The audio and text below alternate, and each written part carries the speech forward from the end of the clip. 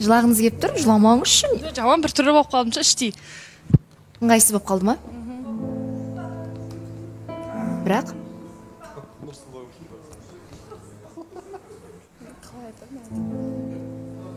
Давай, ты сможешь, Дана.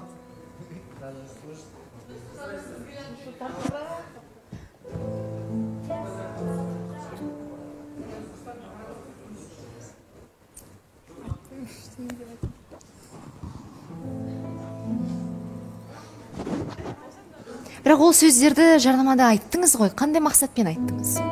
Ортаға шықсын деген оймен ба? Жай ғана бөлістіңіз бе? Ішіңізге сыймай жатыр. Бірақ қазір айтқыңыз келмейді.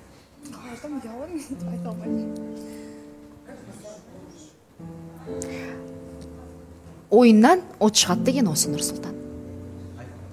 Маған қатысы жоқ деген. Сізге 100% қатысы бар. Мен білдім осы нәрсе болатынынша. Мен сол үшін өзіңіз соны сезсеңіз, білсеңіз, неге қыздан бойыңызды аулақ ұстамайсыз? Ой, доспыз, тиктокпыз, анауымыз, нағашымыз, басқасы деп. Ой, білдім деп, мына жерде қазір данышпан сияқты, мен сездім деп. Осы керек болды сізге демек. Сіз қызды өзіңізге қаратқыңыз келді.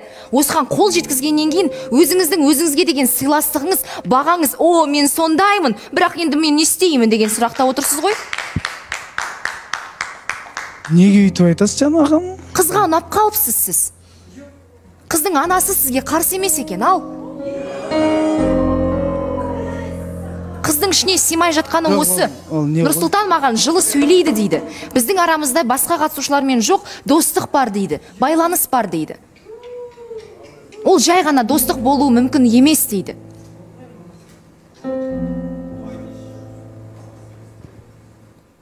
Жо, Дана мықты ғой, нормально.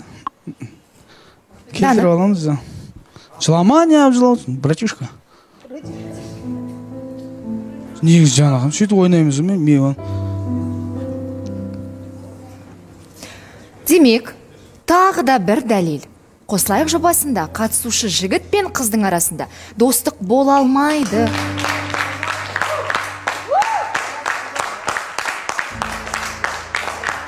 Дәл өмірдегідей, я қыз ұнатып қалады, я жігіт ұнатып қалады. Бірақ біреу жасырып жүреді соңына дейін. Өтірік дос болып. Бірақ сіздің, ой, мен білдім, сездім деген сөзіңіз менің шамыма тиіп кетті. Жана ханым, мен сездім деп дұрыс айтпадым. Мен предполагал. Өйткені мен ана күні андай болды да, бірінші келген кезде қосты да, бәрі қосқаннан кейін мен айттым, айтып жатырмын ғой, сөйлей берсең, адам соны шын деп ойлап қалады да, аяқ жағында сол нәрсе шығып қалады. Сол айтып келе жатқан нәрсем мен не істеймін Жана ханым, өзіме де неприятно болып тұр мына ситуация.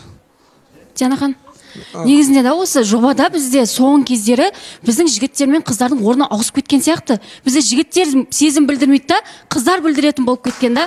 И Дана, саған да айтқым келеді, мына жерде бірінші болып білдірген қыздардың ешқайсы бір жетісіп бақытты болып кеткен жоқ. Өз позорларын өздері шығарды да, осы жерде қайта беттеріне баса береді. Сенің әлі кеш емес, онда ешқандай да айтпа. Я Нұрсұлтан айтқым келгені, TikTok түбіне жетіпті. Просто андай ғой, знаешь, например, сен Данамен мені күшті араласып келе жаттың ғой, я? Сен айттың, я, ты предполагал да, то, что Данаға сен ұнау жүрсің, я? Бірақ Дана саған, например, ұнамай жатыр, я? Соны кішкене тоқтатып олады, кішкене осы Дана ортаға шықпай жатып, намек жасап олады, намек, ой, Дана, например, да, отырып, әңгімелесме, маған, ана қыз ұнап қалды деп, Дана сөйтіп намектасан болатын еді. Негізі, предполагал болғанда мен ұнап қалам деп предполагать еткен жоқпын. Бірақ мына сөздерден осындай шығып қалады деп ойладым. Мен де Диана ханым, мен айтпады емес, айтқам сыртта. Сыртта болған негіз. Мен де тупой емеспін ғой, мен де байқаймын ғой қызда кішкене не симпатия бар екен. Бірақ мен сонда қарындас, аға. Сыртта айтылған ол дүние. Бүгін де ол нәрсе айтылған. Бүгін де бұлай болды. Дана, ондай әңгіме болған жоқ дейді. Енді мен тікелей былай айтсам, мен болмайым, бір қашқалақтағаннан түсінетін шығар өзі де. Дұрыс қашпағансыз ғой. Жоқ, бүгін мысалға тура осы тема бүгін болды, енді шын бол. Әлі отқан кезде сезбей атсың ба деді да маған. Жоқ, мен андай дедім. Жанахан шыны керек, маған неприятно мен бір қыздар сияқты ломаться етіп отырған сияқты болып отырмын ғой, бірақ маған вообще ұнап жатқан жоқ мына ситуация. Қызға бос үміт сыйлаған ол сіз. Иә, дұрыс, менен емес. Дурак. Отсеке ақылды болдым десе, әлі ақылды болмаппын Жанахан. Енді не істейміз енді? Енді бір сезімін сауып, сәл алшақтаймын. Адам орнын басады Жанахан, Данаға да келетін жер бір күшті тойында қызмет істейміз. Дана, басынан бастап айтып беріңізші, не болды, қалай басталды? Нұрсұлтан сізден кейін жобаға келді. Иә, мен де ол кезде жаңадан ғана келдім ғой, 4-ші ма 5-ші күн ба келді ғой Нұрсұлтан. Бұрын мен Нұрсұлтан вообще ұнатпайтын, негізі TikTok-тан енді көредім ғой, бұрын отырған кезде жобада. Ол Нұрсұлтан кірген кезде мен айтқам, ой, блин, мен ұрсатын шығармын деп ойладым да, ұнамайтын мінезші. Одан кейін білмеймін, сондай болады ма, болмай ма, әйтеуір екеуміз жақсы араласып кеттік та. Одан кейін енді білмеймін, өмірде де сондай ғой, көп жағдайда кіммен жақсы араласып, жақын араласасын,